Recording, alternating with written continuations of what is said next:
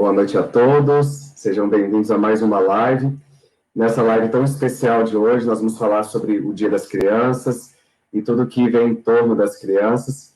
Mesmo adulto, eu costumo dizer para meus alunos que a gente nunca pode perder a criança que nós temos em nós, né? Para que nós possamos sempre ter alegria, espontaneidade e o foco sempre direcionado para a vida, né? Nas novas possibilidades.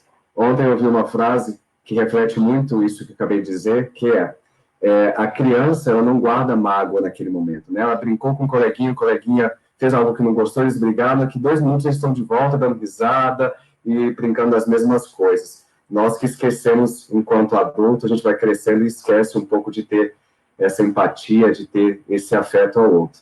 E nessa live, do Dia das Crianças, nós vamos falar sobre vários assuntos e direcionar, claro, para aquilo que me pertence, que é a educação, mas trazer alegria, trazer os relatos, trazer a vida, trazer esse momento de luz e de respiro que criança sempre nos traz. E para essa live de hoje, eu agradeço imensamente a presença do Adilson, da Kelly, nossa vice-prefeita, da Tassi, a nossa psicóloga e amiga de lives.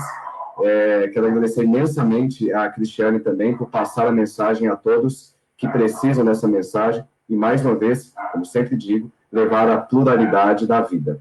Eu vou começar essa live de hoje dizendo um pouquinho sobre a minha primeira infância, e logo passar para os meus companheiros aqui de live. Dizer que eu nasci em Belo Horizonte, onde eu me criei, onde eu tive uma infância muito feliz, muito humilde, muito humilde, muito simples. Nós passamos por fortes momentos de necessidade, faltava coisa em casa, mas não faltava alegria, não faltava aquele momento de brincar, como o Manuel de Barros diz, a brinquetude, né, de brincar nas ruas, de pega-pega, de pique-esconde, de pegar manga no pé, de roubar goiaba da casa do vizinho. Então, eram coisas que faziam parte daquele momento que hoje as crianças não têm tanto, né, até por conta do crescimento de cidades.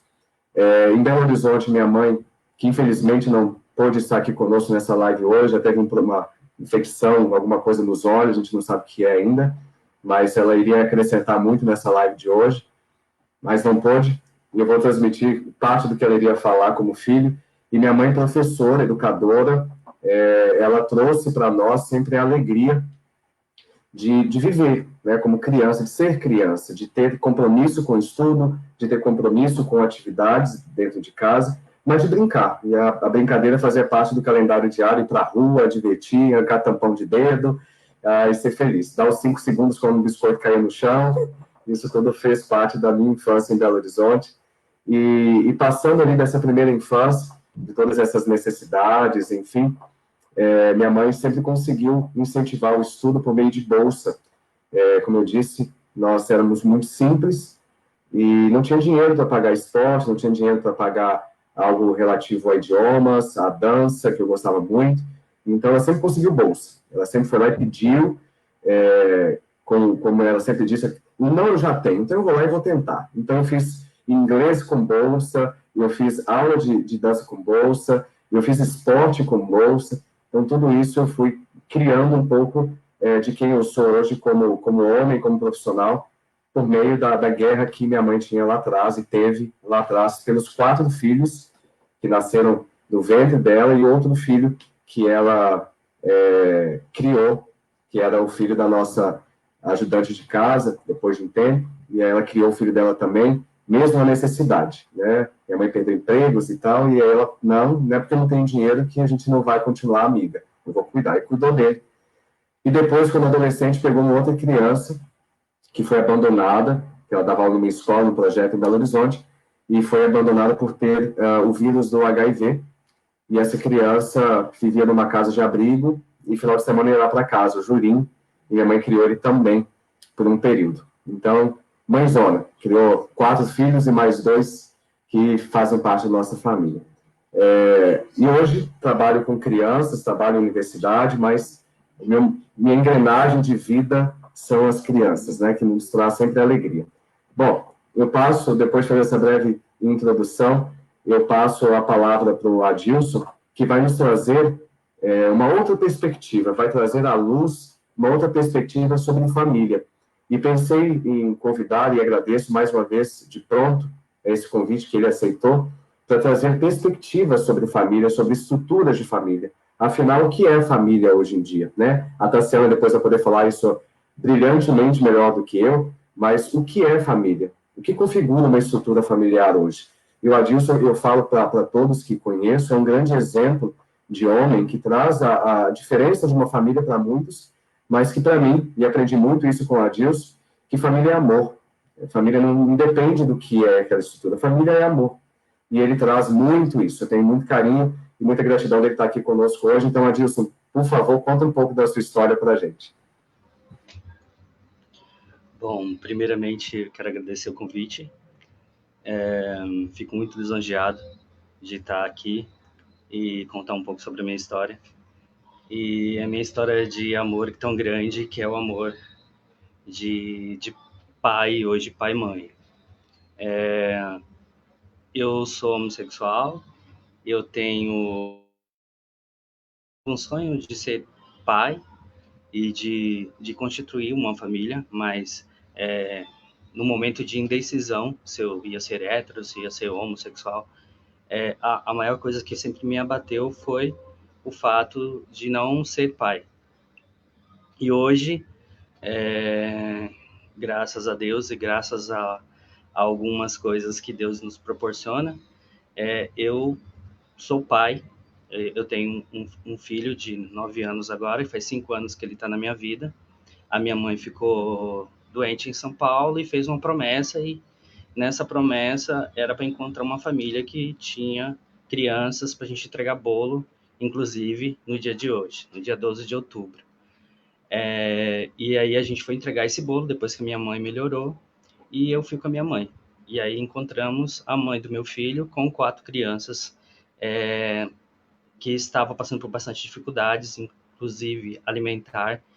E ela já não se alimentava, já fazia uma semana direito, mas ela estava dando comida para os filhos dela. E aí a gente começou a ajudar. E nisso o Enzo, na época, tinha 4 anos de idade e ficava só me olhando. E o irmãozinho dele tinha 1 ano na época, e eu comecei a dar alimentação, dar o bolo na boca do irmãozinho dele. E aí eu percebia que ele só ficava me olhando. Daí a gente foi embora, a gente continuou ajudando ela, tanto eu, minha mãe, como meu padrasto. A gente continuou ajudando e ele começou a perguntar de mim para ela. E eu perguntei se eu podia pegar os 2 meninos, que ela tem 2 meninas mais velhas e 2 meninos mais novos. E aí ela autorizou, eu peguei os meninos, fui passear, fui pro parque, a gente brincou, tudo mais, voltei, passei numa loja, comprei roupa, comprei sapato, tudo levei para casa, dei um banho, entreguei para ela os meninos tudo bonitinho, tudo limpinho, cheirosinho. Daí, é, daí começou um vínculo. Todo final de semana eu pegava o Enzo pra gente passear, pra ele ficar em casa, ou ele ficava em casa dormindo, aí eu pegava ele na sexta-feira ou no sábado de manhã e entregava para ela no domingo à noite. Até que ele teve um problema de fimose e teve uma cirurgia, e aí eu consegui uma cirurgia, como eu trabalho na área da saúde, eu trabalho numa clínica, e consegui, através da médica que trabalhava com a gente na época, uma cirurgia no Rosa Pedrocian para ele. E fui no centro cirúrgico, fiquei no centro cirúrgico com ele, fiquei o tempo que ele ficou internado, e depois disso ele ficou em casa. Ele não foi mais para casa da mãe dele. Aí ele ficou morando comigo. E isso foi em 2016. E quando foi em 2018, eu entrei na justiça, conversei com a mãe dele, como ele já estava morando comigo há 2 anos, e eu precisava ter uma responsabilidade legal, que até então, para viajar, eu precisava da assinatura dela, para fazer matrícula na escola, eu precisava da assinatura dela, tudo precisava da assinatura dela. E então como muitas vezes ela não podia ir nas reuniões da escola, eu ia, mas eu não podia assinar nada. Então eu conversei com ela para ver se eu conseguiria dela passar a guarda dele para mim, porque eu também ia conseguir dar um plano de saúde, um plano odontológico para ele. E ela concordou, porque ela viu que o Enzo comigo, ele teria ele tem um futuro melhor do que ele poderia estar com ela, ela com os outros 3 filhos. Então, e fora o amor que a gente ficou um pelo outro, né? A gente é um grude hoje um com o outro, e acho que eu posso dizer para vocês, hoje eu conversei com a Tassiana e ela deve saber disso. Uma das coisas que eu repeti para ela, acho que várias vezes, eu acho que eu posso dizer que hoje eu sou um cara mais feliz do mundo, assim, referente ao amor que eu tenho pelo Enzo, ao o amor que é ser pai, o que é ter um filho, o que nesse mundo que está tão difícil, principalmente sendo homossexual, é muito difícil você se colocar para a sociedade que você é pai, que você é pai e mãe, né? Porque na realidade do Enzo eu sou pai e mãe ao mesmo tempo, porque ele mora comigo, só mora eu e ele. E aí nos momentos que eu estou trabalhando ele fica com a minha mãe, então assim, mais comigo mesmo, e a educação totalmente é comigo. Então, e ele está no momento aqui do meu lado chorando. Eu só tenho a dizer para vocês que uma das coisas melhores da minha vida que eu posso ter é ter o Enzo na minha vida, ter esse serzinho maravilhoso que entrou na minha vida e que eu voltei pro resto da minha vida. Eu só tenho a agradecer. Eu fico muito lisonjeado do Geiser me oferecer essa porta de mostrar essa minha história. Das pessoas, as pessoas muitas vezes me falam, nossa, eu te admiro muito. Não, gente, na verdade eu não fiz nada demais, eu apenas o amor mostrou para mim o caminho. Eu acho que não tem o que você fazer demais, eu acho que o amor te mostra o caminho. E eu fui seguindo ele e hoje posso te considerar um dos homens mais felizes do mundo. E eu tenho certeza disso, que dinheiro não é tudo, mas amor é demais, amor é tudo para mim. E agradeço muito pela oportunidade de estar aqui. Imagina, somos nós quem agradecemos por você compartilhar conosco essa... Só um pouquinho. Por compartilhar conosco essa história, compartilhar conosco o amor que você tem pela sua família, pela sua estrutura de família, que é o Enzo. Quem te conhece sabe dessa reciprocidade, dessa troca de afeto. O Enzo nasceu no seu coração exatamente no momento que vocês se encontraram, tenho certeza disso. E é muito engraçado falar sobre isso também, porque o afeto não é a única coisa que a gente consegue ver, né? Mesmo sendo um sentimento abstrato. Mas a semelhança, a todos que estão nos assistindo, como que é maravilhosa, né? Depois, se o Enzo, depois para se emocionar, se eu puder mostrar para que todos vejam, como são parecidos, como que a semelhança afetiva, ela vem à vista, ele do lado ali, fofo. Dá um oi para todo mundo, Enzo.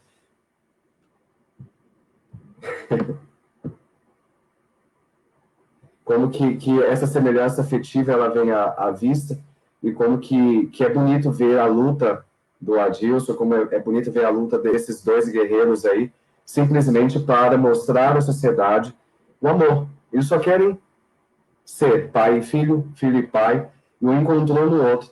A família, né? A gratidão pela família, pela vida, e a sociedade precisa entender e compreender que existem diversas estruturas familiares. A minha foi uma estrutura, né? Meus pais se separaram, tinha 7 anos de idade. Os meus pais se separaram, eu era muito jovem. E eu tive uma mãe, meu pai foi morar no exterior, depois ele voltou. E eu tenho um pai muito presente na minha vida, mesmo de forma distante. Mas é uma estrutura de família. E o Adilson tem, com ele, uma outra estrutura de família. E eu acho que as pessoas têm que... Acho não, tenho certeza. Que as pessoas precisam compreender que família é onde mora o amor. Então, independe de uma estrutura da qual eu queira que seja a estrutura familiar. Querer é ter apenas o amor, né? Então, eu passo para Kelly. Você gostaria de falar alguma coisa, Adilson? Desculpe. Na realidade, eu vi muito no momento que eu estava em transição com o processo do Enzo, eu vi muito dizer, e até de pessoas que não têm uma cultura, acho que até deixo para lá algumas coisas, algumas situações, mas de ouvir de que como um homossexual vai, né, vai adotar uma criança, vai criar uma criança e vai dar amor a ela, e ele pode se transformar em outra coisa como ele. Eu acho isso tão... O Enzo é muito definido as coisas para a vida dele. Eu acho que eu deixo ele bem... A gente senta e conversa muito sobre isso, sobre sexualidade, sobre a educação. A gente senta e conversa sobre vários temas, sobre famílias diferentes, para mim chegar a ele a mostrar que eu, entrando na vida dele, seria uma estrutura de família diferente, que ele tinha que aceitar essa maneira de uma família diferente, ele tinha que ver que na vida e no mundo da gente existem vários tipos de família, de pai, de pai, mãe, mãe. Não importa isso, não importa o tipo de família, e sim o amor, que é o que entre eu e ele se cresceu cada vez mais, está se crescendo cada vez mais e está se estruturando cada vez mais. Eu acho que, não, sabe, assim, minha vivência como pai que o amor pode se construir tudo. Nada se destrói a isso. Pode se falar o que se falarem, pode se dizer o que dizerem aí pelo mundo aí, até de mim mesmo, referente à minha educação com ele, mas eu tenho certeza que eu estou indo no caminho certo. E você, Geisa, que me conhece há um tempo e viu toda essa passagem do começo até onde eu estou hoje com o Enzo, você sabe que eu estou indo no caminho certo. Obrigado. Tenho certeza disso. E para finalizar e passar para a Kelly, nessa perspectiva do amor e da construção do amor, é extremamente importante a todos que estão assistindo, que tanto o PDT quanto a nossa vice, quanto eu, como candidato também a vereador, nós acreditamos em uma estrutura de escola familiar e com afeto, né? Porque se eu compreendo que família existem pluralidade, a escola tem que compreender que também existe a pluralidade, que também existe deve existir dentro da escola o respeito a essa pluralidade. Deve existir o respeito à vida, porque como eu vou fazer um dia dos pais, o dia das mães, eu tenho que fazer um dia da família, não que eu tenha que anular o dia das mães, não que eu tenha que anular o dia dos pais, mas se compreenda, explique e aceite como estrutura que existe uma pluralidade que vai além do que eu quero para aquela escola, para o que eu quero aquela comunidade. Então, é muito importante compreender uma estrutura escolar e ensinar também o afeto, o respeito a todo o grupo que ali está. Então, eu passo para a Kelly, nossa vice-prefeita, depois dessa fala muito rica do Adilson. Por favor, Kelly. Adilson, que depoimento. Fiquei emocionada, porque você e o Enzo formam uma família linda, linda. E a sua atitude em ser um grande pai e construir uma família é uma atitude rara, é uma atitude... Nossa, não tenho nem o que te dizer. Enquanto muitos homens se negam a colocar seu nome nos registros de nascimento, e muitas crianças crescem sem pai, né? Por covardia de alguém que não tem coragem de assumir uma paternidade, né? E prejudica uma vida inteira de uma criança. Você fez tudo ao contrário, né? Você dá amor ao Enzo, e lhe dá carinho, lhe dá amor, sustentação, e dará um futuro que ele merece ter, como todas as crianças merecem ter. Parabéns, e você é um grande homem. Enquanto muitos pais abandonam seus filhos afetivamente, porque muitos homens tratam a questão da criação da criança enquanto está casado ou tem relacionamento com a mãe, né? Quando esse relacionamento acaba, é como se também o vínculo com o filho também se acabasse, né? Eu tenho uma estrutura familiar também diferente, né? Eu tenho um casamento de 3 anos, mas eu criei minhas filhas muito tempo sozinha mesmo. Eu tenho uma filha de 29 anos que é especial, e quando eu me separei do pai da minha filha, durante muito tempo eu tive que criar minha filha sozinha, financeiramente, sempre sozinha. Foi só quando nós descobrimos um tumor no cérebro da Bruna que eu entrei em contato com o pai dela, e aí ele se aproximou dela. E aí ele já estava mais maduro, casado, e aí eu digo que existem anjos na nossa vida. E a esposa do pai da Bruna, do meu ex-marido, é um anjo na minha vida, porque aí ela cuidou da Bruna, ela cuida da Bruna, ela reaproximou o pai da Bruna, e aí ela cumpriu esse papel de anjo na vida. Mas durante muito tempo, houve a ausência da paternidade na vida da Bruna. E ela é especial, apaixonada pelo pai, o quanto isso foi difícil para ela. Quanto isso foi difícil para ela. E eu tenho a Clara também tem alguns problemas de relacionamento com o pai, e sempre foi muito difícil, né? Porque essa relação egoísta do homem, né? Sempre foi muito difícil. Então, você ter essa atitude é alguma coisa muito nova. Então, minha estrutura familiar durante muito tempo, até o meu casamento com o professor Marlon, foi de uma mãe que criava 2 filhas sozinha. E muitas vezes eu também fui criticada. Eu escutei algumas coisas relacionadas à minha estrutura familiar, a estrutura familiar, o qual eu me orgulho de ter criado a Bruna e ter criado a Clara sozinha. Eu me orgulho disso, né? Mas a minha estrutura familiar também não é uma estrutura que agrade a sociedade de uma forma geral, né? Eu queria falar um pouquinho também da minha infância, como Geise. Eu venho de uma família muito estruturada, pai e mãe casados há 51 anos, e meus pais me proporcionaram uma infância, e o meu irmão, muito feliz, né? Nós nunca fomos... meu irmão pegou uma fase mais difícil de casa, financeiramente, mas eu já pego uma fase melhor. Meu pai já era funcionário da Embraer, já tinha um convênio médico, né? Eu era pequenininha, meu pai comprou o primeiro carro, e o Fusquinha vermelho. Eu já nasci nesse momento, onde os meus pais já tinham, já estavam melhores de vida, né? Eu já não sofri como meu irmão essa dificuldade financeira, mas a minha infância me lembra coisas muito boas, assim. Eu até, o meu marido que fala que eu preciso escrever um livro da minha infância, porque me remete a muita coisa feliz. Eu sou de São José dos Campos, e o que me separava da praia era a rodovia dos Tamoios ali, né? Então, assim, 40 minutos eu estava na praia. Meu pai sempre foi muito disso. Sexta-feira ele chegava, nos levava para a praia, a gente acampava num camping que chamava Shangri-La, e lá tinha... Eu gosto muito de caju, e essa é a minha infância, a rede, o caju, a barraca, o meu pai cuidando da gente, a piscininha de 2 litros, né, em casa, que aos finais de semana também a gente era muito feliz, assim. Sou feliz com os meus pais até hoje, tudo deles me remete a coisas boas, né?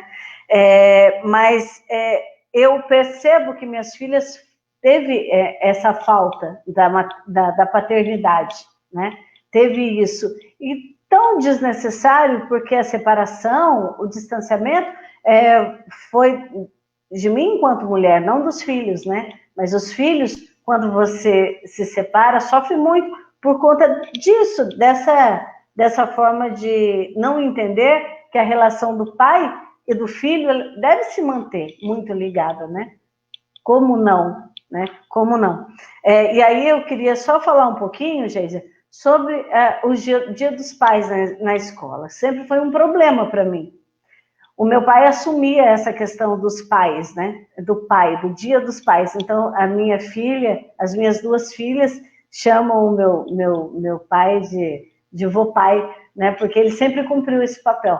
Mas eu percebia, não da Bruna, né? Que é especial, que ela era mais tranquila, mas eu percebia da Clara essa tristeza do dia dos pais na escola. Para ela sempre foi muito difícil. Até chegar um momento em que no dia dos pais ela não ia na escola.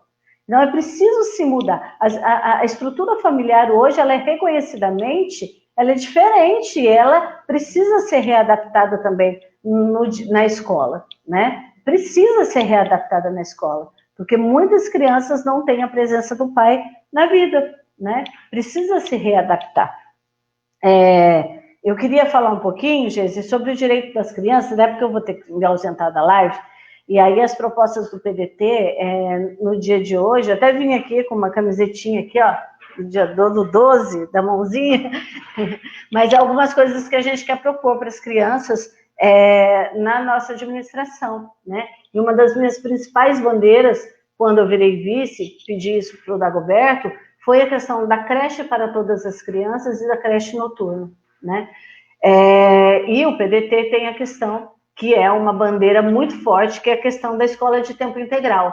Então, a escola de tempo integral, para democratizar a educação, para garantir que todos os filhos, né, de todos possam estar disputando o mesmo espaço no Enem, nas universidades públicas, né? Que o filho da periferia possa ter o mesmo direito de quem tem acesso a uma escola particular, que tem seus cursos de redação, seu curso de línguas, e que o filho da periferia possa, assim, disputar de forma igual a cadeira na universidade. A escola de tempo integral democratiza, dá oportunidade a todos e todas de uma forma igual, né? Então, a escola de tempo integral é uma bandeira do PDT. E a creche para todos e a creche noturna é uma ideia que nós construímos no sentido de que quantas pessoas, quantas mulheres, principalmente, estão fora das universidades porque não conseguem com quem deixar seus filhos à noite. A gente precisa pensar numa creche que atenda as mulheres que hoje disputam o mercado de trabalho, que precisam estar nas universidades e que o único momento para elas é à noite, porque de dia elas trabalham, né? E a gente precisa pensar também, Geise, não é só na creche noturna, mas na ampliação dos horários, né? 5 horas da tarde a creche fecha. E se você não pegar teu filho, ele é encaminhado ao conselho tutelar do menor. Então, como é que uma mulher vai disputar o mercado de trabalho com um homem, sendo que ele não precisa se preocupar com o horário de sair, e a mãe precisa sair 4 horas do trabalho, enfrentar o transporte coletivo, que não é de boa qualidade, que atrasa para pegar seu filho sem atraso às 5 horas da tarde. Isso é desonesto e desigual para as mulheres. Isso a gente precisa reconhecer e a gente precisa refazer esse caminho, tendo, sim, habilidade para construir um horário alternativo para que as mulheres peguem seus filhos na creche. E, por exemplo, ali na UEMS, é pertinho do Zé Abrão, né? Qual é o problema da creche ali por perto? Funcionar até o horário que as mães e pais saiam da universidade às 10h30 da noite. Mães e pais. Quantos profissionais em saúde trabalham de noite e não tem com quem deixar seus filhos? E aí precisa pagar alguém ou pedir favor para alguém ficar? Então, a gente precisa reconhecer que a gente precisa facilitar a vida de homens e mulheres que criam filhos, né? A gente precisa dar tranquilidade, pais e mães trabalharem, estudarem, garantir boa alimentação na creche, garantir segurança para os nossos filhos na creche. Porque quando você pede para alguém cuidar do seu filho, nem sempre você tem certeza se ele está bem cuidado, ele está bem protegido. Se ele está sendo amado, se ele está recebendo carinho, né? Se ele tem uma proteção. Então, estar numa creche noturna é direito da criança e do pai e da mãe. E a gente está batendo muito em cima disso, porque isso nós vamos garantir. A creche noturna, os horários ampliados das creches e todas as crianças na creche. É impossível imaginar que mais de 10 mil crianças estão hoje na lista de espera para poder entrar numa creche. Tá bem, Geise? Essa é a minha contribuição. Muito obrigado, minha vice. E pegando o gancho que a Kelly acabou de mencionar, a creche noturna e o ensino de qualidade, a educação de qualidade é um projeto base do PDT, é um projeto que eu ouço desde que entrei ao PDT, ouço da Kelly e dos companheiros que lá estão, a importância de ter uma educação de qualidade para que nós possamos somar para várias esferas, como a esfera profissional, como a melhoria da qualidade funcional das mães e dos pais que precisam deixar da creche, para que tenha tranquilidade, o filho tenha um ensino de qualidade, uma alimentação digna, e eu, como coordenador da parte de Direitos Humanos, que aceitei esse convite e sempre falo isso, daquele um grande desafio, a parte de Direitos Humanos, ela abraça isso. E nesse abraço eu tenho que acolher de qualidade, não é abraçar e fazer um depósito de criança como nós temos hoje, né? E digo hoje não inferindo ao momento de pandemia, eu digo hoje antes de pandemia, quando estava tudo funcionando de forma normal. Então, quando a Kelly disse de somar e integrar as crianças numa escola de tempo integral, que nós chamamos de escola asa, de possibilitar que essas crianças depois voam, é de colocar isso no primeiro momento com equitariedade, para que todos tenham direito a esse acesso, e depois do processo de funcionamento, para que seja feito o processo de justiça, ou seja, para que todos tenham direito a acesso de qualidade, para que todos possam colocar pais, mães, avós, tem muitas avós que também cuidam dos seus netos como filhos, porque por N motivos, né, a gente escuta relatos diversos, e a pluralidade dentro da paz de direitos humanos ela tem que ser respeitada. Então, para que todos tenham acesso de qualidade e segurança enquanto eu estou ou enquanto esteja trabalhando, porque o trabalho não funciona das 7 às 17 horas para todo mundo, e não tem que ser assim, né? Eu tenho vigilante noturno, eu tenho uma mãe que é enfermeira, eu tenho a outra que é técnica, eu tenho outro que dá aula, tem outro que estuda, que quer melhorar a vida para o seu filho, e às vezes muitas pessoas perguntam, mas não melhora porque tem filho. Não pode ser feita essa pergunta, né? Eu disse em outro momento que eu trabalho desde os 11 anos de idade, e não acho isso só um mérito, não, porque acredito que criança não tem que trabalhar. A criança tem que ter um ensino de qualidade. Eu não trabalho desde os 11 anos fazendo algumas coisas diversas por opção, né? Então, isso é um pensamento que as pessoas têm que ter, que trabalho na infância não pode ser algo levado como equitariedade. A minha pergunta sempre é, quando alguém fala isso, tá, mas o filho do rico, ele trabalha desde os 11 anos? Não. Por quê? Porque tem acesso. Então, por que o filho do pobre tem que ser manobra, instrumento de manobra, mão de obra barata? Então, a gente tem que pensar em investir na criança como algo para o futuro, como uma qualidade para o futuro. Isso é justiça, né? Então, eu tenho que pensar numa qualidade, não pensar que criança tem que trabalhar porque isso vai tornar-se mais digno. É um pensamento retrógrado que nós temos que mudar, e com bandeira do PDT nós pensamos sim em trazer a qualidade e acesso para todos, e não só para um grupo que necessita. Trazendo essa perspectiva da creche noturna, da escola em tempo integral, que é um projeto Brizona, um projeto PDT, um projeto democrático, eu passo a palavra para a Tassiana, para que ela possa falar um pouquinho conosco sobre a diferença entre famílias, estruturas familiares, sobre a orientação parental, sobre todas essas outras perspectivas. Então, Tassi, por gentileza, some conosco a sua experiência como psicólogo.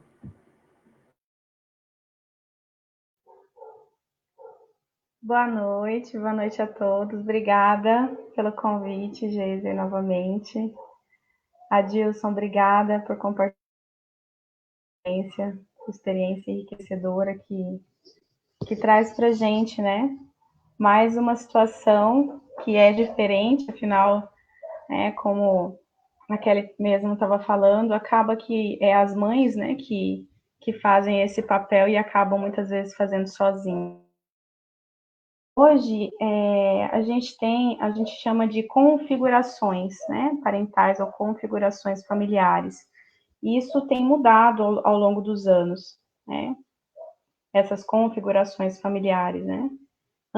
A primeira foi aquela tradicional, que a gente conhece como a família nuclear, que é aquele tipo tradicional de família, formado por pais, mães e filhos, né, uma família que as pessoas falam como bem vistas, e que vocês estavam dizendo, até a Kelly estava falando, né, que não é bem visto quando a mãe cria o filho sozinha e tal. Então, essa é a primeira configuração familiar. Depois disso, tem outras configurações familiares, e a configuração que é a monoparental, que é no caso do Adilson, né, que é aquela formada por apenas um dos pais, né, um dos pais, ou a mãe ou o pai, e os filhos, ou o filho, né, que é a monoparental. E dentro dessa perspectiva da família monoparental, entra também a família eudemonista, que a gente chama, né? Essa família são aquelas onde os membros estão unidos pela busca à felicidade. Na busca, a base dela é um tipo de união e a criação de laços afetivos recíprocos, entre os membros dessa família, independente de laços consanguíneos. Uma família que busca entre si essa felicidade e uma reciprocidade.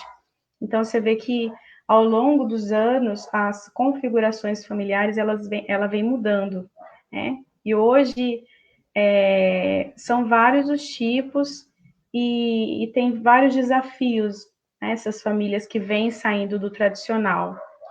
Mas, para a gente entender, o que é a família, o Geiser tinha falado, né? O que é uma família? Basicamente, independente de qualquer coisa, independente da sua configuração, independente de como que ela ali no momento que a criança está ali inserida, que seria o caso do Adilson, por exemplo. A família, ela é aquela constituição que é responsável pelo acolhimento dessa criança e a sustentação do desenvolvimento dela. Sem esse acolhimento, sem essa sustentação do desenvolvimento dessa criança, existem sintomas e desajustes que podem vir a acontecer com essa criança. E esses desajustes que acabam por motivam, né, encaminhar essas crianças para intervenções e trabalhos de questões emocionais que acabam tendo desenvolvimento de doenças sérias. Então, o papel dessa família é essa. E hoje a gente sabe pela ciência que não é obrigatoriamente a mãe e o pai juntos que vão proporcionar isso para a criança.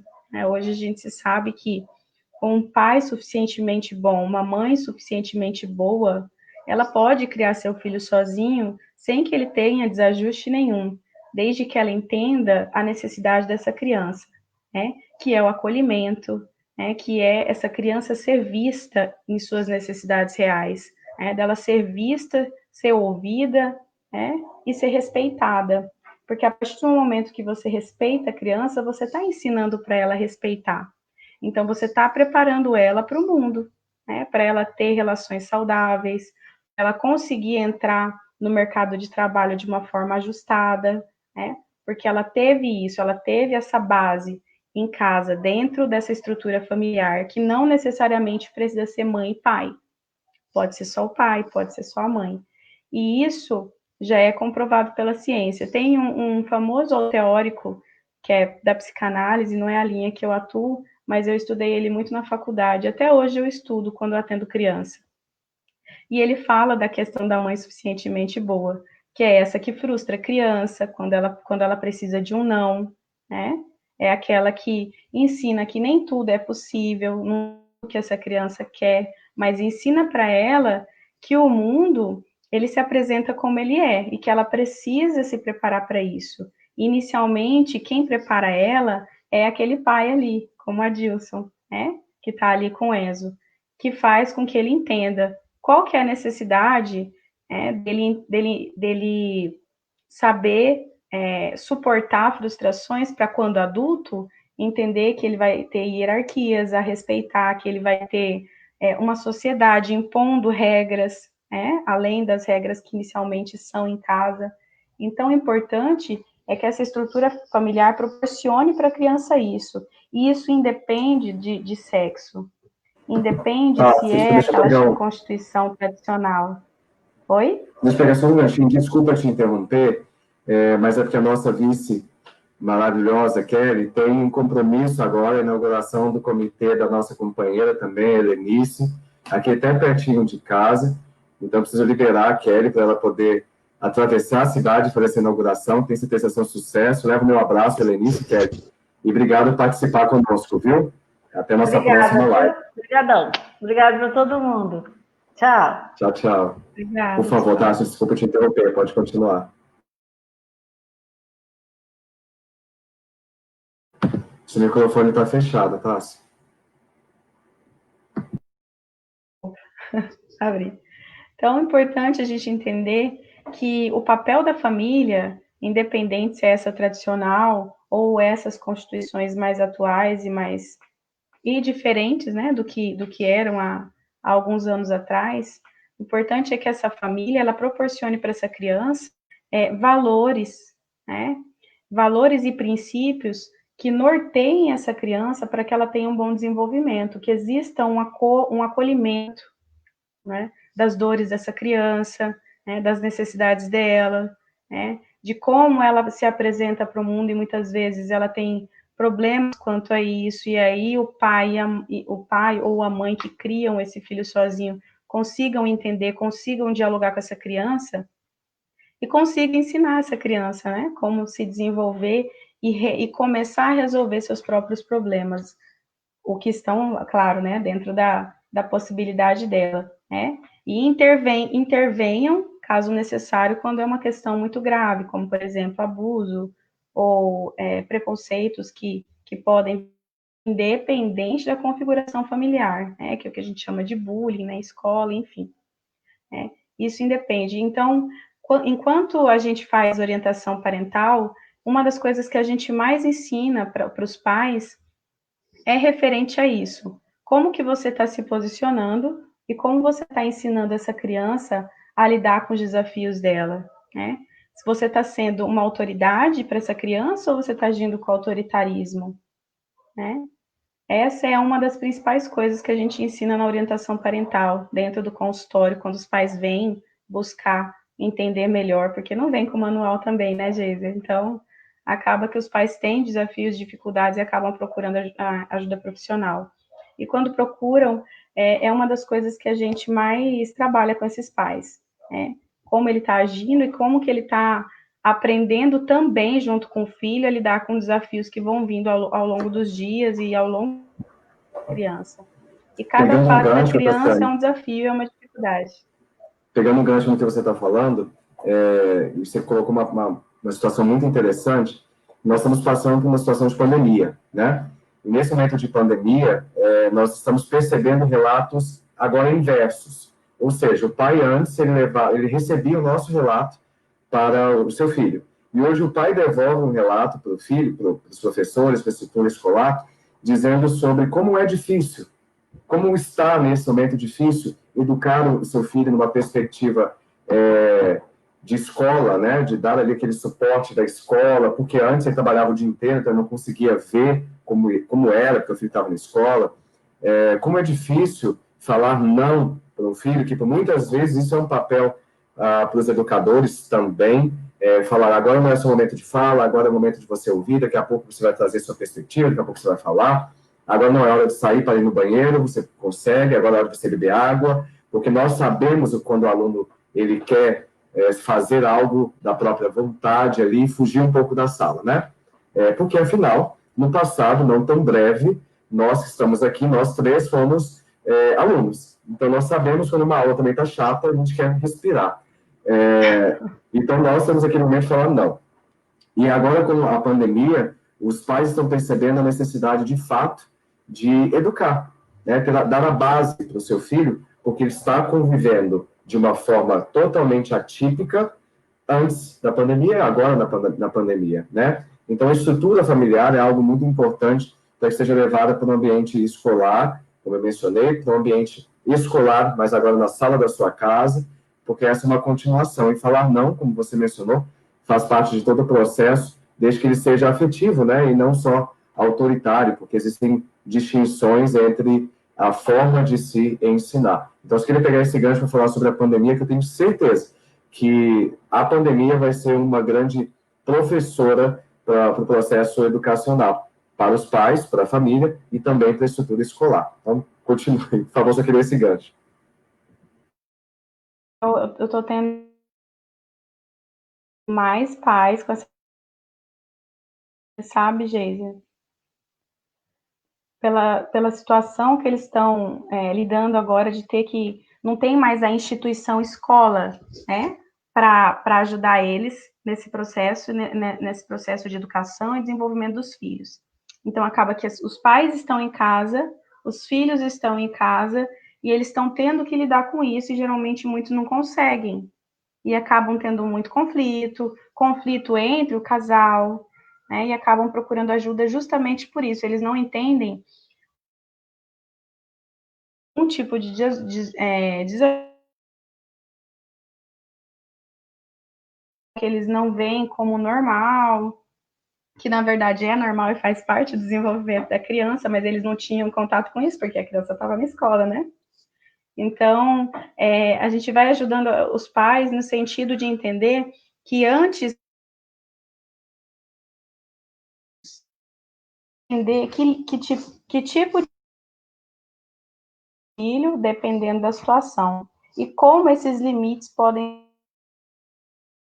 tarefas que são desafiadoras, né? Quando esses pais se veem numa situação que já não tem mais a escola para ajudar. Sendo uma coisa muito complicada.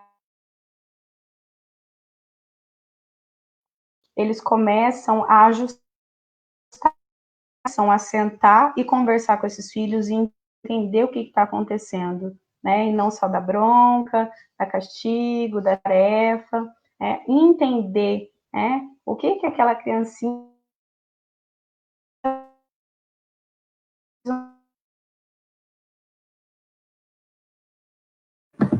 Aproveitando que deu uma falha na fala da Tassi, já deve retornar, eu vou aproveitar para fazer a leitura. Tassi, deu uma falhadinha, e nesse momento síncrono que nós estamos, que, né, de lives, eu vou aproveitar mais uma vez, porque é tão rica a sua presença nas nossas lives, que você solta para nós uma reflexão muito forte como profissional, como psicólogo que você é, e eu acho que as pessoas hoje estão muito prontas a falar, né, e não a ouvir e compreender e etc.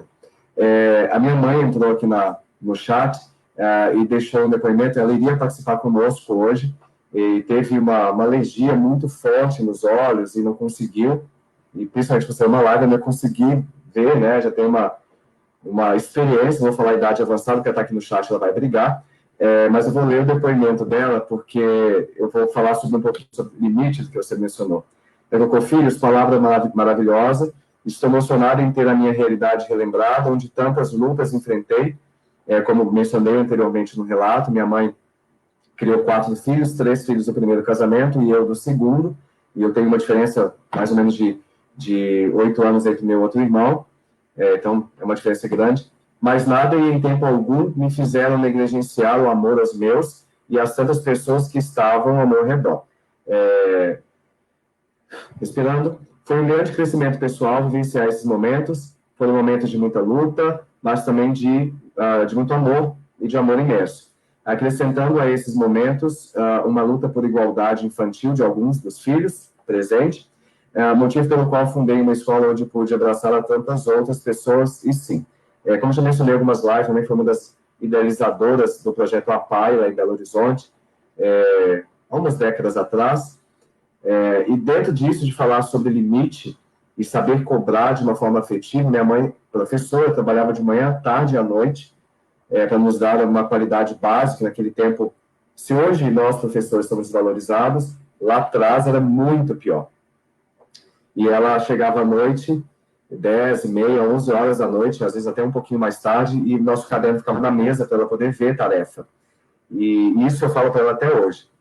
Ela arrancava a folha do caderno, porque a letra estava feia, e deixava um bilhetinho assim: filho, refaça, a letra está feia, beijos, mamãe te ama. Ao mesmo momento que eu sinto um sentimento aqui bem paradoxal, para ser bem verdadeiro, né, porque como mamãe ama e rasga a folha do meu caderno, mas era a forma que ela tinha de ver o caderno estava bem feito, de ter acesso àquela tarefa, e deixava o recado que de forma ela estava me educando. Né? Não precisava da minha professora falar que estava feio. Ela falava que estava feio e eu tinha que refazer. Então, principalmente meu nome é quase Dom Pedro I, tem um nome gigante, então eu refazia aquele nome ali, às vezes reclamando, às vezes boquejando, mas fazia. E hoje eu tenho noção que aquele foi um ato imenso de amor, porque ela cansada, trabalhou os 3 períodos, ela ainda ia chegar, ainda via material, ainda via mochila, ia conversar sobre o lanche do outro dia, e preocupada. Então, isso é um afeto muito forte ao processo de educação dos filhos, né, que nunca foi fácil. Foi sempre de muito desafio. Quando não era o horário, era o cansaço, quando não era o cansaço, enfim. Mas sempre valeu a pena. Tenho certeza, para a mãe, que hoje está aqui vendo a nossa live, tenho certeza que hoje ver filho crescido e babado, ela olha e fala: eu fiz crescer 4 homens, e eles cresceram a meio de tantos desafios, e foi um desafio muito grande mesmo, tenho certeza. Para mim, imagina para ela com 4 filhos, né? Então, o limite foi algo que sempre morou dentro de casa. Minha mãe foi uma pessoa que falou conosco pelo olhar, né? Então, ela olhava para a gente já sabia que estava fazendo algo errado, ou também algo certo, que ela sempre soube valorizar os nossos bônus. Então, é algo que hoje eu vejo que se perde um pouco também, mas ela olhava para a gente sabia que eu tinha que sair daquele momento ali, porque senão a conversa seria um pouco mais densa, né? E hoje eu vejo que as crianças, em suma, não digo todas, porque não generalizo, mas elas não sabem não. A grande pessoa que cuida da criança hoje é chamada de tablet ou de celular, né? Eu quero que a criança fique sozinha, eu pego o celular, como eu brinco, eu entucho nela ali e ela vai ficar quieta, ela vai dar paz, porque eu tenho uma babá digital. Mas minha mãe, nessa correria louca, imensa, nunca deixou de ser mãe. Assim como meu pai, também da forma dele, nunca deixou de ser pai, de conversar, de falar, de educar, de mostrar motivos, de mostrar o mundo, de dar asa, como mencionei com a Kelly agora há pouco, que é uma perspectiva Brizola, de mostrar que o mundo pode ser meu, eu posso conquistá-lo, mesmo sendo, naquele momento, pobre, de família sem muito recurso financeiro, mas o maior recurso foi a educação. Então, por isso que me tornei hoje professor, para tentar passar isso para a continuidade. Tassi, te interrompi mais uma vez, volto para você.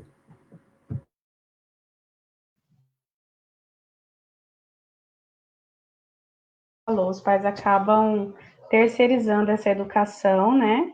Ou para a escola, como a escola não está havendo aula, então aí vem a tecnologia, aí vem o tablet, vem o celular, vem o notebook, vem o Netflix e entre outros, né? E é uma das coisas que, além de prejudicar a criança a nível cérebro em desenvolvimento, ela não dá a atenção necessária para a educação dessa criança. Por isso que eu disse para você, muitas vezes essa criança só precisa de atenção.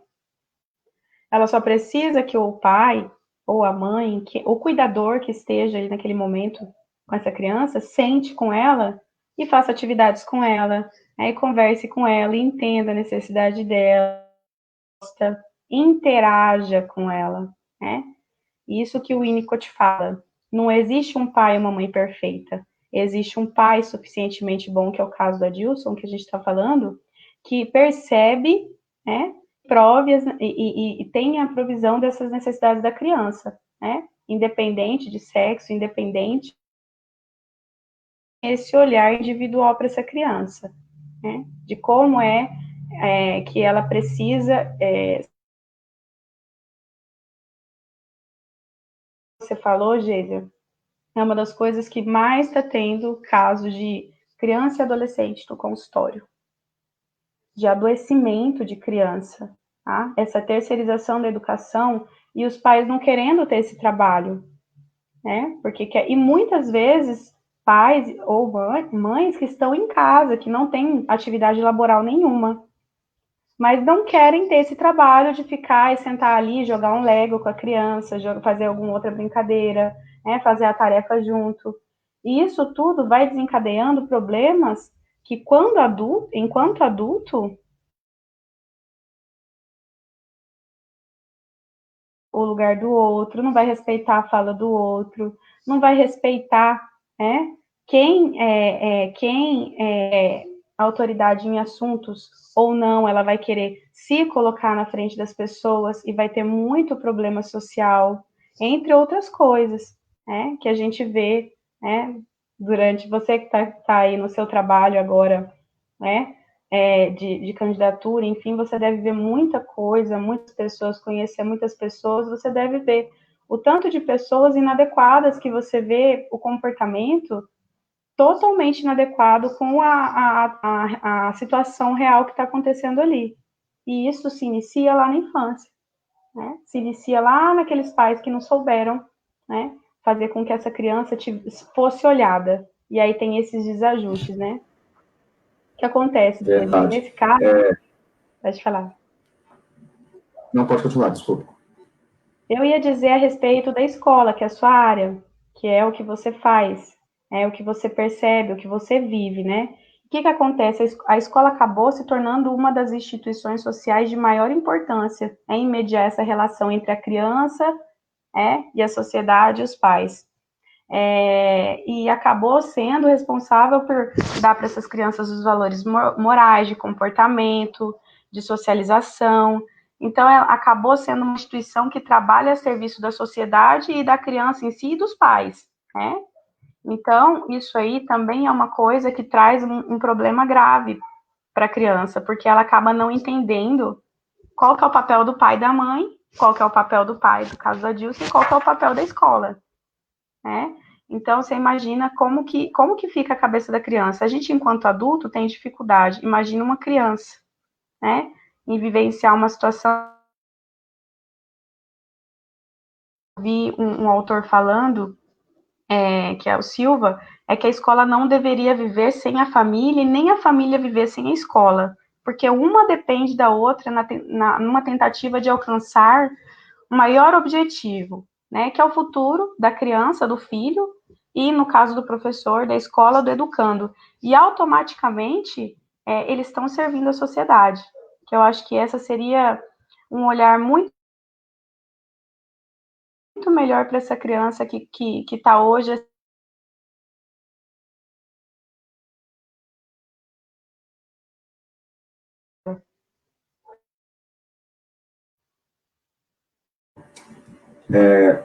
Concluindo o que a Tassi está Deu falando... para ouvir ou cortou?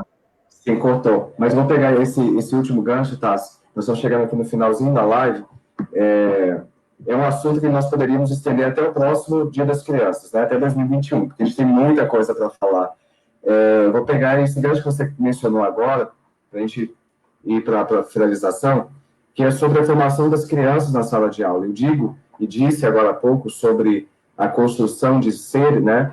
Os pais hoje perceberam, com a professora Covid-19, disse que eu preciso ter afeto ao processo de ensino, eu preciso valorizar o processo de ensino do meu filho, porque, assim como você citou Silva, na nossa última live acadêmica, eu citei também no meu mestrado sobre Silva, em 2016, Silva disse uma seguinte frase, eu me recordo da página 17, que ele fala o seguinte: a valorização e crescimento do aluno se dá proporcionalmente dentro de sala de aula, ou inversamente em casa. Mas o que nós vemos hoje é que muitas casas, muitos núcleos, não têm a paciência de poder saber como foi na escola, o que você fez, o que você aprendeu, como foi, e dar continuidade a esse procedimento, e dar continuidade ao processo de ensino, né? Porque o ensino, ele é muito técnico dentro da escola, ou deveria ser, mas ele tornou-se, pegou para a escola o grande responsável por formar seres humanos, futuros profissionais, o caráter, falar não, em dar limites, etc.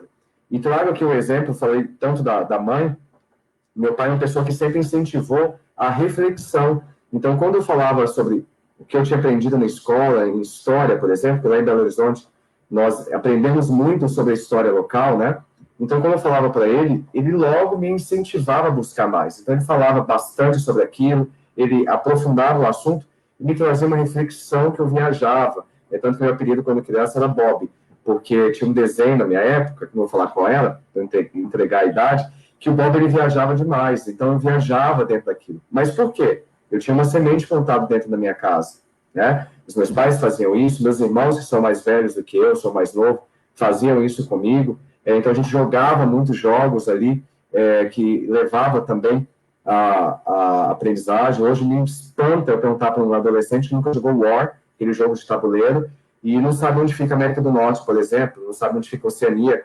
E eu aprendi isso jogando de uma forma leve, brincando com meus irmãos ali, mesmo tendo idade para aquilo, eles me incentivavam a fazer. Então, a educação, ela está muito lateralizada com afeto. E nessa perspectiva que você citou de Silva, que é fundamental, o afeto, ele proporciona e impulsiona o procedimento e o passo a passo do educar, né, o dia a dia. Não adianta eu ensinar uma criança a alfabetizar, por exemplo, como minha mãe faz, como ninguém, no grito, no berro, chamando uma criança disso ou daquilo, e sim pela afetividade, né? A criança fez uma letra hoje, mesmo que seja garrafal, é incentivar, né? É motivar que ela continue. Isso nas escolas hoje falta muito, e eu vou um pouquinho além.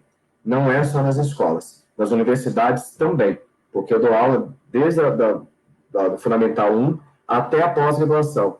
E na pós-graduação hoje já vemos reflexo da falta de compreensão de si, mas por conta de um processo educacional falho, com lacunas a serem preenchidas. Aí você vê futuros profissionais frustrados, que não sabem se é aquilo que querem, que estão ali por um incentivo da família, ou por não ter escolha, né?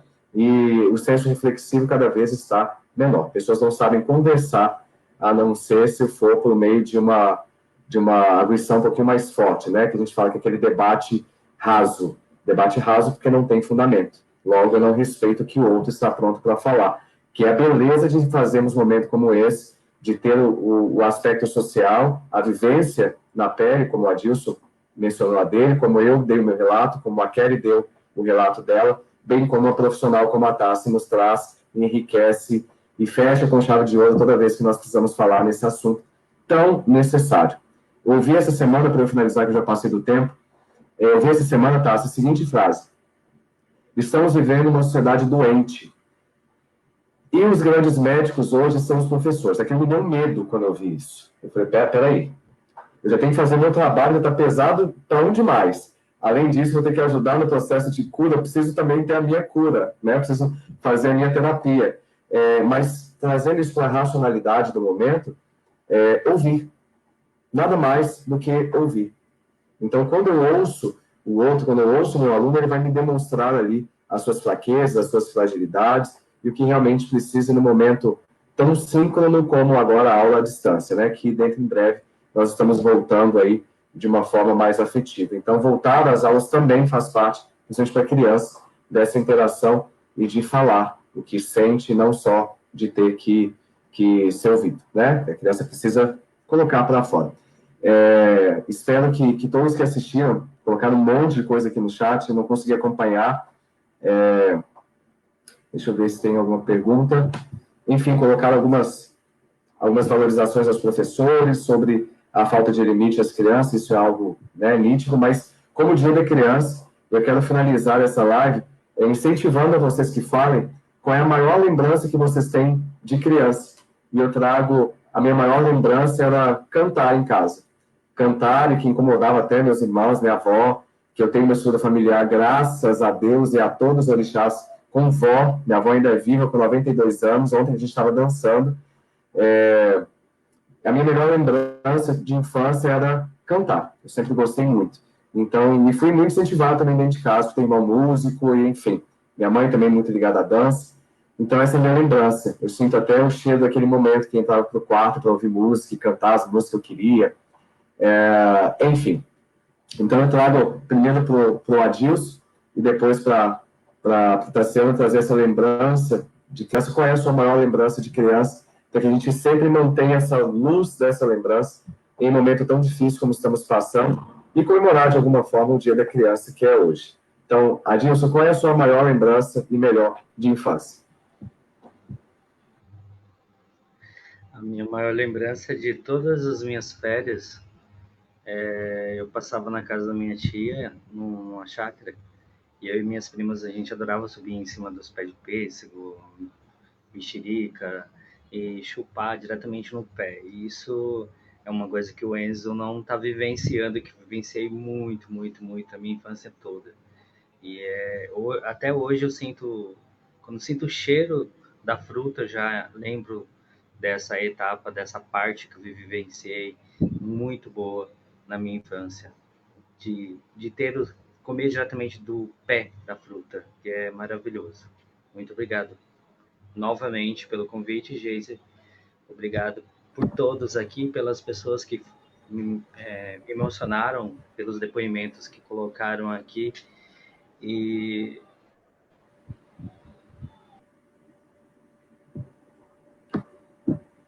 eu que agradeço, Adilson. E trago para a Tassiana. Está me ouvindo, Tassi? Está tudo certo a internet? Tá, aqui tá. A minha lembrança, okay, então, quando criança, eu tive uma... Tá cortando? A imagem está congelada, mas estou te ouvindo. Tá me ouvindo? Uma das coisas que mais me marcou na infância foi a dança, Geise. A dança, tá ouvindo? A dança e jogar bete. Joguei muita bete no campo de futebol na frente da minha casa e dançava muito com as minhas amigas. Então, marcou muito na infância foi a dança e jogos, como jogar bete, que foi um dos jogos que a gente mais gostava e era o que juntava toda aquela molecada, era tão diferente, era tão gostoso, né? Foi o que me marcou mais assim, na infância. Correr na rua, sentar no meio-fio, conversar com os colegas. E não poderia também fazer diferente de dar o foco para a nossa querida Cristiane, que está aqui hoje levando a voz para onde eu não sou capaz de levar. E gostaria de saber de você, Cristiane, qual é a sua marca quando criança e que te traz até hoje uma boa lembrança.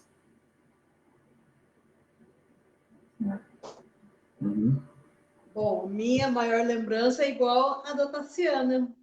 É também a Beth. Eu joguei muito a Beth. E o esconde-esconde, né? Caí no poço, quem me tira?